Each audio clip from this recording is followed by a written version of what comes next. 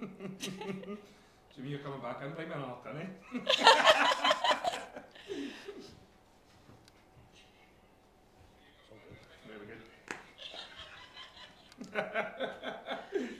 Good evening, everybody. Welcome to this wonderful Saturday with the Gers TV.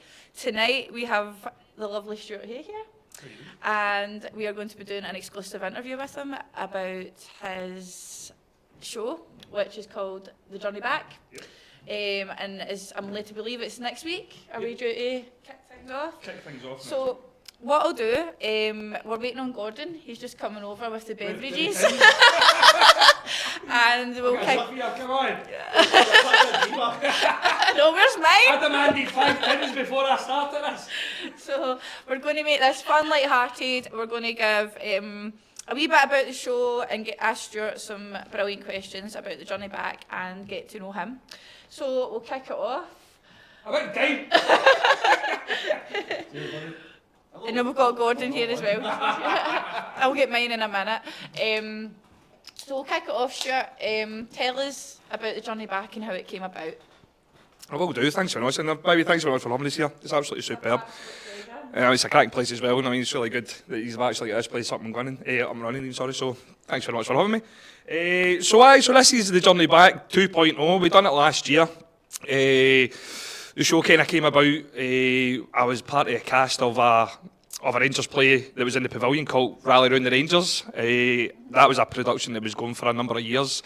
I had people like Stephen Purden and Grado and things like that in it, and I think it was 2022.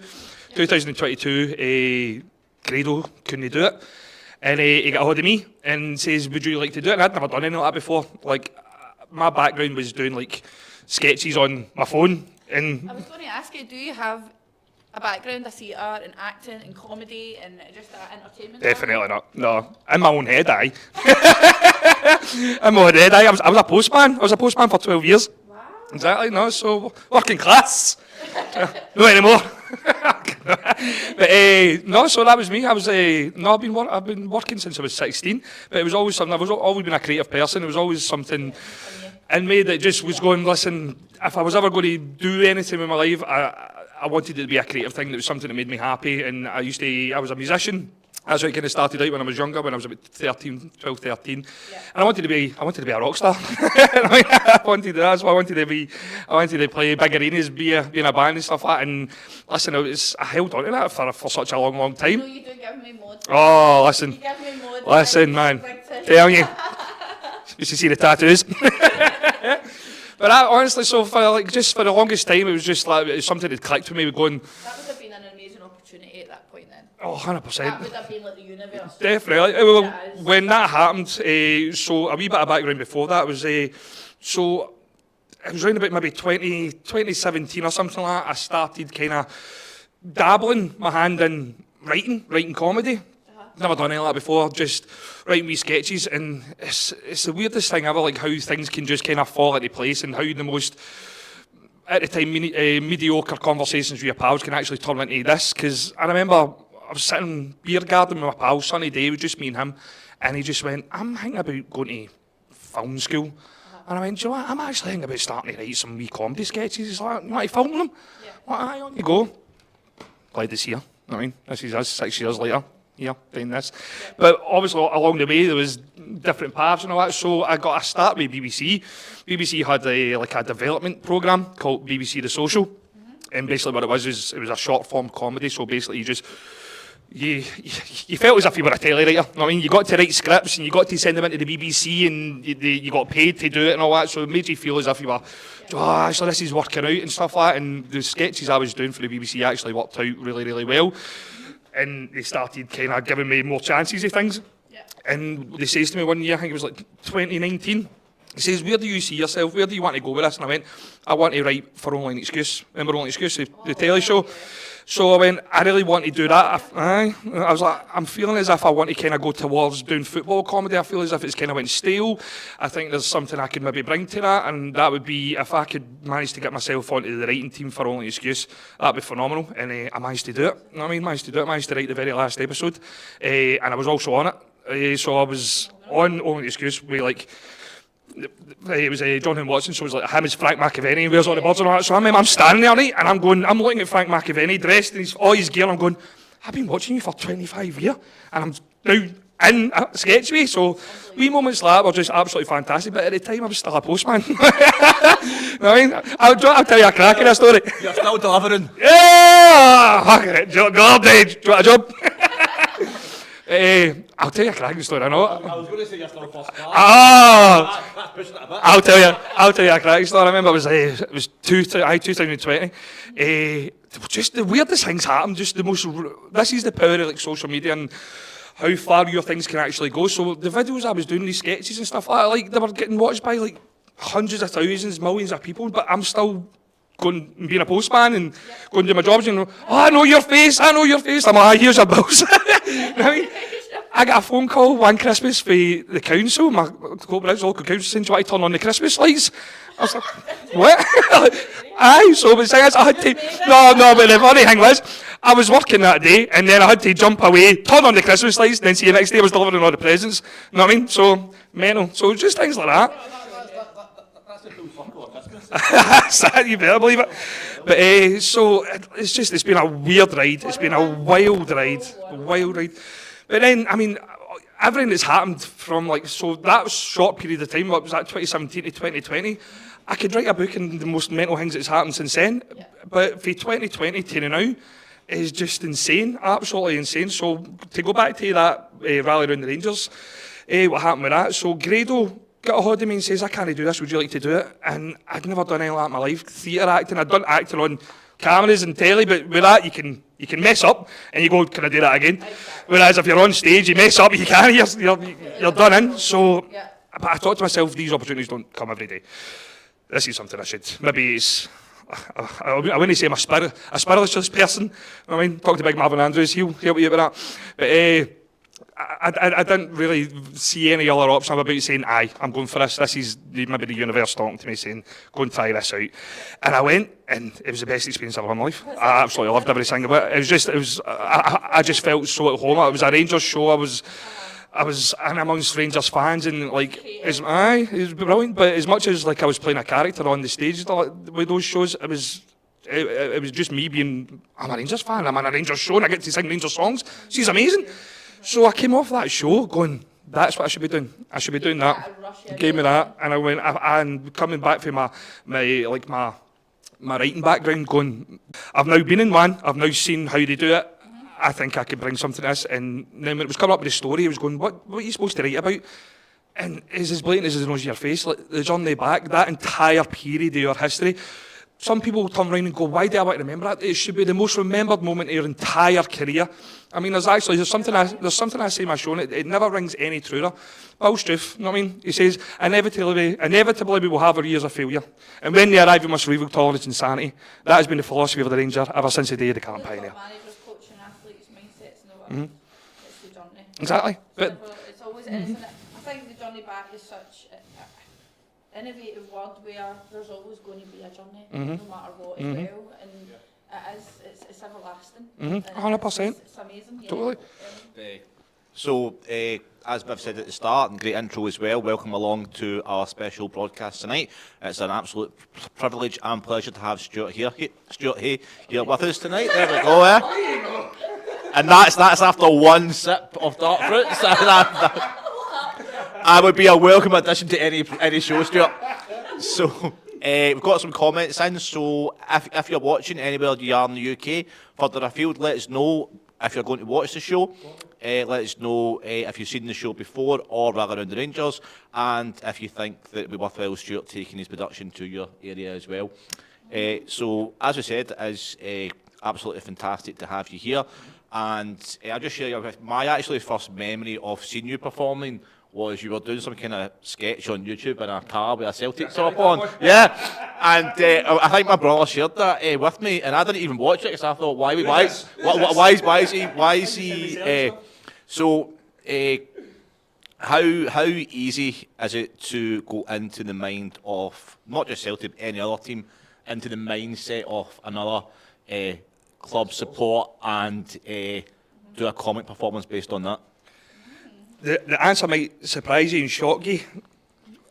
relatively speaking, if I put a Rangers top on and I do one of my sketches, and then I put a Celtic top on and do the exact same sketch, it's the exact same thing. Both sets of fans are the same emotion, same everything. All it changes was the taps. You know what I mean? So that is it's very easy to tap, and that was one of the main reasons when I started doing it. I was trying to kind of be unbiased about it because I didn't want people to kind of realise, oh, he's a Rangers fan. And they were just going to be Rangers fans will like me, Celtic fans will hate me. So I really kind of wanted to kind of do that only an excuse thing where I was going to be unbiased about it. So I made the bold decision of putting a Celtic tap on a couple of times and having to do that, and it blew up. And it was tough for a lot of years because I'm being a Rangers fan. You were going to Rangers pubs and getting Rangers games. Go, oh, where's your Celtic tap? Exactly. What are you talking about? It's a sketch. I'm acting. Am I right in thinking, and this is quite a controversial question, but I'm assuming probably the most kind of harshest comments have maybe been from our side. Oh, 100%. Aye. Because you're a Rangers fan. But listen, it's one of those weird ones. It's just, I mean, it still happens to this day. I remember I was in the Leiden. Me and my cousin ended up going to the Copenhagen game. Just let it go. Aye. And we went to the Leiden. I just overheard, "Is that boy that wears the Celtic taps?" I was like, mate, I've not had a Rangers show, you know, come and seen this. But, no, but it sounds like that, but it's, listen, it's acting. You're acting. It's literally, I mean, if you watch a ball, you don't sit and go, police on it. You know what I mean? Exactly. You're the police of that, boys, though. It's not true. No, apparently so. So it's just things like that. Like, so that managed to die down quite a lot when it got to a point where I had to kind of be like, I'm a Rangers fan here, by the way. And then after we done Rally the Rangers, and it made me go, do you know what? I really want to kind of do a Rangers thing. And I can now naturally be the Rangers fan that I'm a. You know what I mean? Not that I wasn't before. I was acting. You know what I mean? But, Just to be clear, you weren't acting a Rangers fan, that is your natural. yes. And my dad will have something to say about that. Right? He was the first one. I remember the first day I done one of these sketches with the Celtic tap on. I came down the road. My dad's just going, "Where'd you get that for? Who gave you that? Who gave you that?" I'll tell you a quick story. I remember I was 18. And I was looking for a wee part-time job, kind of thing. I was just looking for, and hospitality came up at Celtic Park, right? And I went to the interview, and I'm sitting there going, I can't do this, right? They gave me the job, right? And they gave me a tie, right? And I can't do a tie, still can't do a tie. My dad used to do it when I was in school, right? And I was like, I'm not going to this job because I wasn't handing my dad that tie to make it for me. So not doing that. No. So there you go. Aye, so we've got plenty more questions. I think one of the questions, it's an honour to have you here, and what I was thinking is maybe, who has influenced you throughout your life, football, growing up? Football growing up? Mm-hmm. I mean, I was born in '89, so there you go. So my earliest memories were, like probably '97.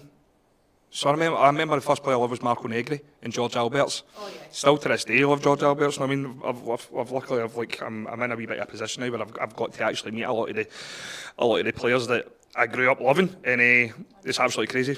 Met Arthur Newman a couple of weeks ago, taking out the bins. It was weird. I was like, He was taking out the bins. he was taking out the bins. No, he was taking out the bins. I'm going, all right, Arthur. I know, but that's for another time. These stories, but so growing up when it came to football, when I proper came into age, Michael Moles, and there's another one I managed to get to me. I gave him a lift in the airport one time, a couple of months ago. That was surreal.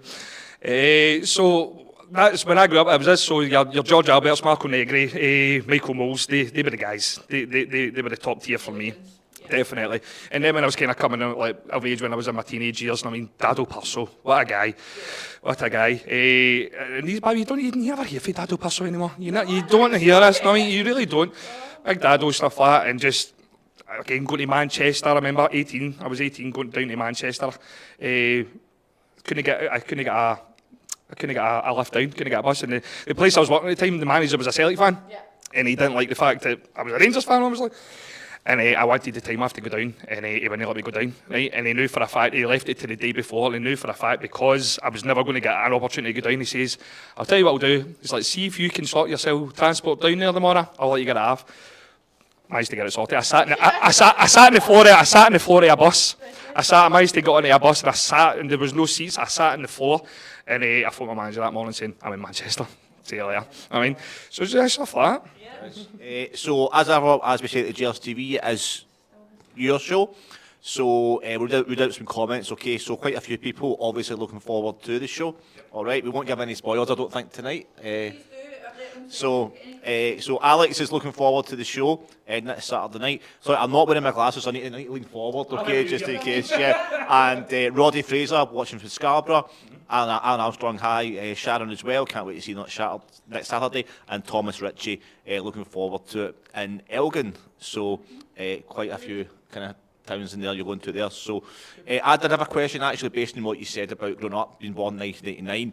So your first memories would be formed during the tail end of 9 in a row, and then the Advocate years, and then back to your kind of European final, and then your writing years would be formed during the kind of inter period. My writing years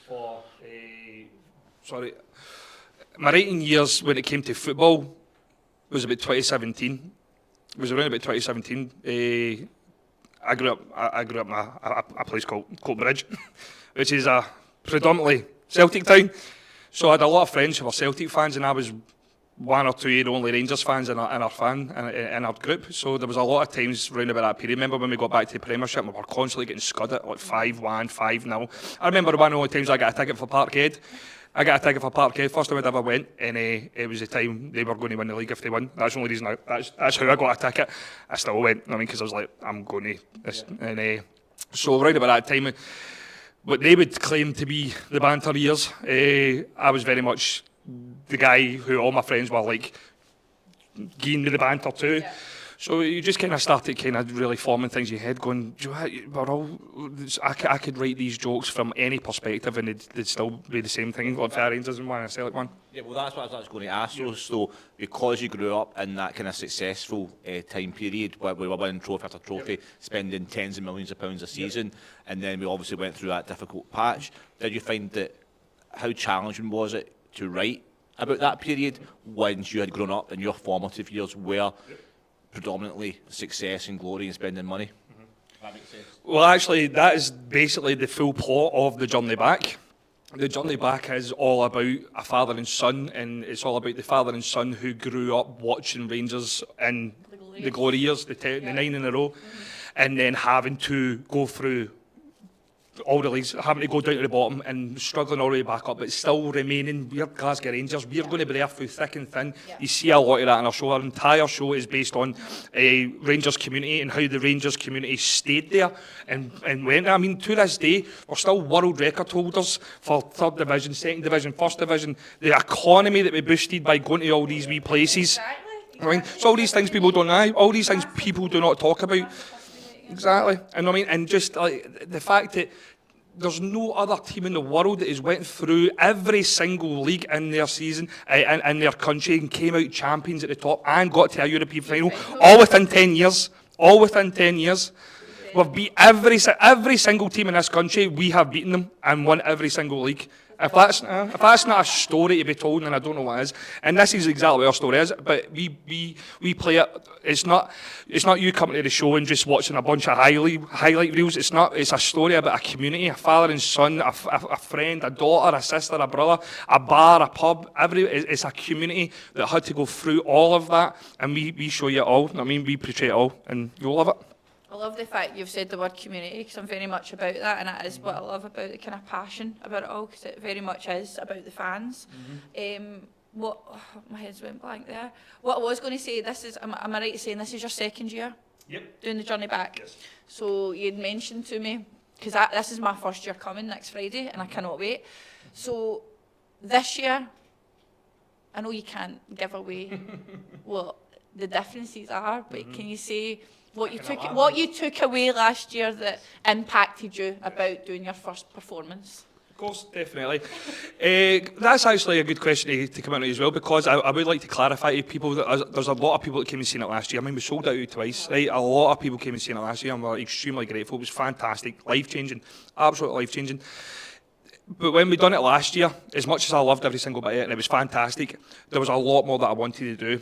Right, I was very inexperienced at what I was doing. I was relying on the people around about me. I just went, I've got this story, I've got this idea, and I've no idea how we're going to do it. But we've got 2 months.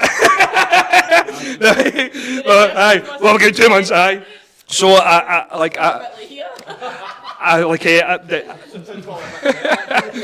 and the thing was, the only experience that I had in theatre was that show, Rally Around the Rangers. I didn't know any other actors to ask, so I literally just went to the only people that I knew and went, you need to help me. Do this show for me. Exactly. And listen, every one of them stepped up, every one of them just pulled it right out of the bag. Great. So, obviously it's a pleasure having you here, and part of this is to let people know how they can see the show and where you'll be playing as well. So, opening night, I believe, is this coming Friday, that'd be correct, and that's in Glasgow. Correct. And where are you taking the show to this and the next kind of 2 to 3 months? And are tickets available? And if so, how do Rangers fans get them? So the idea always was for this show to do a tour, because the full thing was, there's too many instances where Rangers things happen in Glasgow when Rangers fans are all over the country and all over the world. You know what I mean? I really wanted to take something to them. I really wanted not everything that happens with Rangers necessarily needs to happen in Glasgow. You go to any country in the world, you're going to find a Rangers sports club. Any country in the world, right? So there's no reason why we can't keep this thing in Glasgow. So I really wanted to take it. It was harder than it seemed to take this thing everywhere and anywhere. So the first time round, this time round, what we're doing is we're going up to Elgin. Because Inverness didn't want it. No. I won't name theatre names. They're the dare. Exactly. So there was a lot of places we did want to go. We will get to them. We will get them at one point, but we are going to Elgin on the 22nd of March. We're going to Forfar on the 23rd of March, the very next day. And then we are going to Corby, which listen, man. Corby, by the way. Corby, you can get in there, but you might not get out. I was getting bombarded. Bring it to Corby. I'm going, where's Corby? And that's no disrespect. It's in England. So I'm not meaning no disrespect by that at all. Not at all. I'm not meaning any disrespect. I was going, where's Corby? And I say to my mum and dad, they're like, aye, Corby, son. big Scott, big Rangers down there. I'm like, is it? And then, I don't know if the boys probably watching. I was at a Rangers game and I was in the Edmiston house and I just got a tap on my shoulder and there was a boy went like that to me, bring your show to Corby. I was like, mate, you're like the 100th person to ask me. He's like, mate, trust me. Can I tell you something? 3 quarters. The Rangers following in Corby? Is there a big... So I think what happened down in Corby was like, I think in the 70s or 80s there was like a big steelworks or something down there and a lot of Scottish people went down. And they're still down there. So I heard a lot of good news, and the thing was, I didn't want to take a punt on a place because we tried to go to Dunfermline last year, right? And it didn't work out. So thanks very much, Fife. If you want the show, come to the show. So it kind of made us rethink things and go, if we can't go to a place unless we are guaranteed it's going to work out.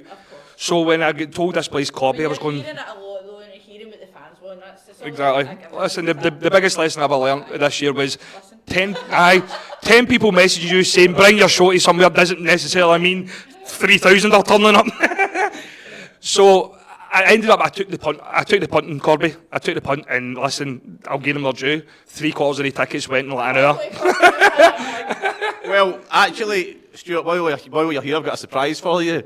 The Gers TV invited down to Corby as well, so yeah, we have actually, yeah. So, well, we soon will. Have you just No. Simon's driving down there now, a pre-visit. No. So we have actually thought, because there's a big Corby, Rangers following down in Corby, and a lot of people for Corby do watch the channel and watch the show. We have been invited down, so there might be an opportunity there for joint venture. I'm just trying to get everybody to keep it there. Yeah.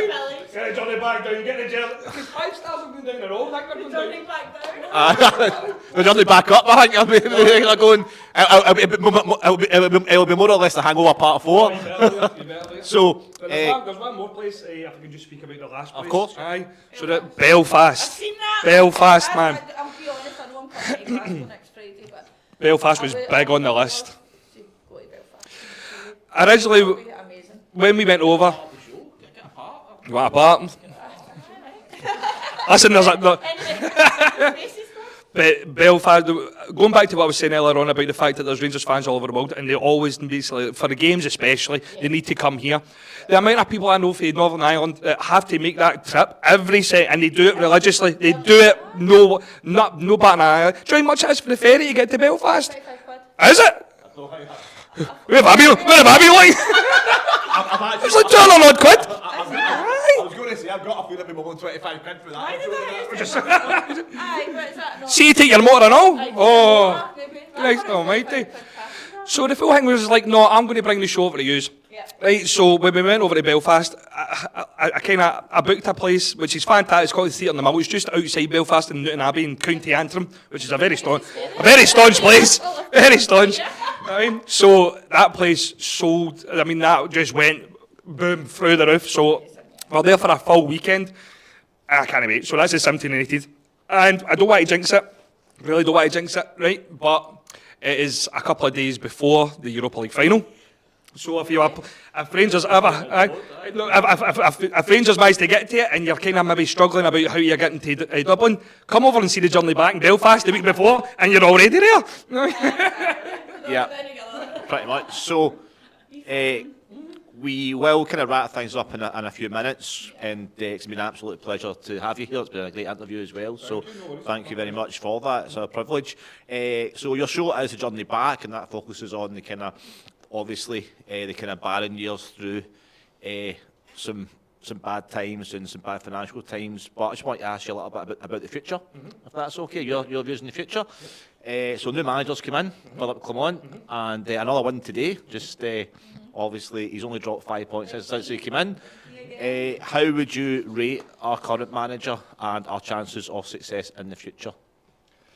Absolute night and day for what it's been. It really has been. And listen, especially doing like the journey back and going through the full story, the amount of managers we had in the past 5 years even, right? Mental, for a club like Glasgow Rangers, if you go to that museum, you'll see the fact that we've had the same amount of managers in the past 5 years as we've had for the past 100 years. You know what I mean? Just quickly, I always found that, growing up, I always found that an incredible fact that when I was kind of getting my first season ticket with my dad and my brother, we'd only ever had like 8 or 9 managers in the best part of 120 years or 110 years. So that just shows you the situation we found ourselves in, where we were jumping from pillar to post, trying to find somebody. Listen, I loved Steven Gerrard. I absolutely loved him. I thought he was the guy that was it brought the thunder back, and it was somebody. And I was gutted to see him go. If he'd have stayed here, would they have kept his? Would it have been different? No idea. But listen, we can't dwell on the past anymore. Michael Beale. People got your show. Well, one thing I will say about the show is it's a celebration. It's not a dwelling on the past. It's a celebration. Could I ask then, just on the point of where we're at now and your feelings on that, does it make it all the more better doing this show? 100%. Because it is such a positive Of informational course. few months for Rangers? And what we've realised as well, if Rangers do terrible, so does my show. We have this on the show quite a lot, like trying to do a live show every week or trying to do events. It just makes things. Rangers get beat. Nobody buys tickets. but listen, when it comes to Philip Clement, like, he's impressed me immensely. Yeah. But I will say, nothing's won yet. He's not won me over until he's got that title above his head. Simple as that. Simple as that. That's where we need to be now. More. So just kind of wrapping things up then, Stuart, I know the majority of your shows are sold out, fortunately for you, unfortunately for supporters that haven't got a ticket yet. I'll get you something. Where misinterpreted. Where can any fans that have watched you in the last couple of weeks or seen clips and seen the show and now want to go and see the show, is there any websites or any Facebook pages they can go to get a ticket? Yep. Yeah, you can come to our official website, www.the-journey-back.com. If you just Google the journey back, if you just Google Stuart Hay, I've got to that level now. You can Google us. It's mental. So If anyone's struggling, they can certainly just drop us a message in the channel, but we'll make sure we put all the links up as well. And I will say as well, like, when it comes to things like that, like I get told by the SCCC yesterday, I'm too accessible. People can get a hold of me too much because, like, there's anybody that's getting any issues with any of my tickets, like that, I phone them. I phone them. I done it yesterday. I phone. You don't get that for Snoop Dogg or them devils, you know what I mean? Yeah, I remember it was crazy, like, because we played the Armadillo the very next day after Ricky Gervais, right? So after these times, this will be the 5th time I've done the Armadillo, and the customer service you get is outstanding for me. So there you go. If you don't say it, you get a phone call. So there you go. Fun going tonight. Well, listen, if I can just say one thing, thank you everybody who's bought a ticket. Thank you. Come along, see this. You've seen it the first time. I urge you to come and see it again because it's bigger, it's better. There's a million more things on it. We've really emphasised in a lot of things that we really needed to do since the first time round. And again, listen, it's our story. This is our. This is a show for us. It's a show for us. It's not for anybody else. It's not for profit, for gain. It's nothing like that at all. This is for us. And a percentage of our money actually does go to Rangers charities and things like that as well. You know what I mean? That's absolutely fantastic. There you go. So thank you. So we will wrap things up in a wee second. If there's any kind of last thoughts or questions or anything to grab Stuart with? No, let's all go to Oswald's and party. Well, funny you should say that actually. On a taxi. Where's that script? Stuart, thank you very much for joining us on the Gers TV this evening. It's been an absolute pleasure, a great interview as well, and hopefully people watching with the kind of the chat we've had tonight, it shows you the kind of show that they can look forward to. Thank you very much for your company throughout the day today. Everyone's watched from home, and if you are out on Saturday night, the Gers TV always encourages our viewers to go to any Rangers pubs, local ones or our partners at say the Loudon or the Bristol Bar, the Black Bull, or a couple other ones as well, Struth's Bar as well, and of course the famous Oswald's in Glasgow, where we might be seen there tonight. So if you want to come along and say hi to the Gers TV or Stuart, please do. Before we wrap up, Stuart, is there anything you want to say to the viewers? Just we other people in it. That's all you really need to say. That is actually our sign-off. That is our sign-off. Now what do you do? Let's get that taxi. So, thanks very much for watching us, watching us tonight. Thanks very much once again to wrap up for Stuart joining us again tonight. We'll put some links up so you can get tickets for the show. And if you go to the show, then you can obviously message us with your reviews, and we can post them on our website as well. So thanks very much for your company this evening. Thanks to Stuart and from myself and Viv. Good night, and always remember, we are The people. Good night. Sorry,